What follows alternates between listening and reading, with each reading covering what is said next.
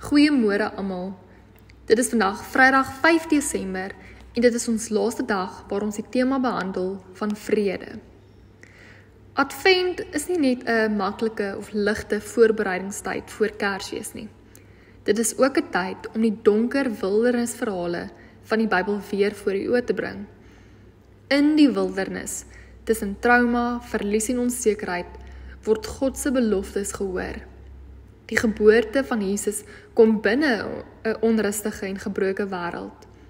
En tog bring hy vrede.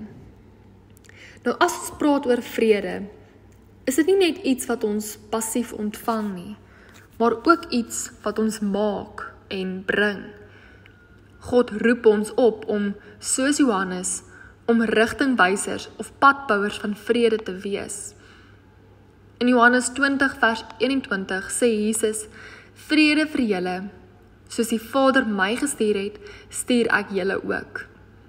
En ook in Matteus 5 vers 9 lees ons, salig is die vredemakers, want hulle sal kinders van God genoem word. Die vrede wat Advent bring, is dus radikaal.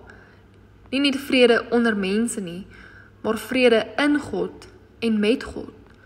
Bedoelend dat ons herstel word, dat ons verhoudings herstel word, en dat ons 'n lewe, 'n teken van God se koninkryk kan word. Vra vandag vir jouself, wat is jou wildernis?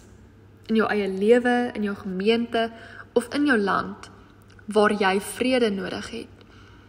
Op watter manier roep God jou om 'n padbouer van vrede te wees?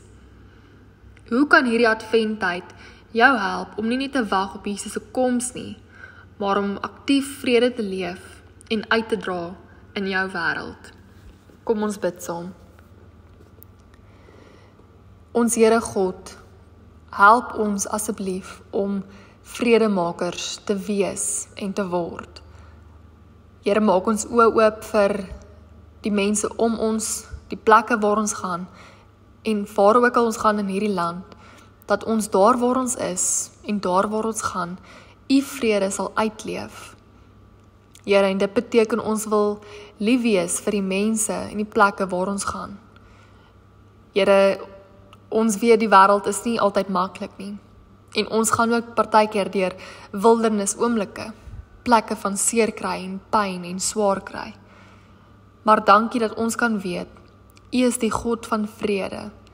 Ons ontvang van U vrede. En dankie dat ons ook hierdie Desember U kan vier as ons vredevors. Amen.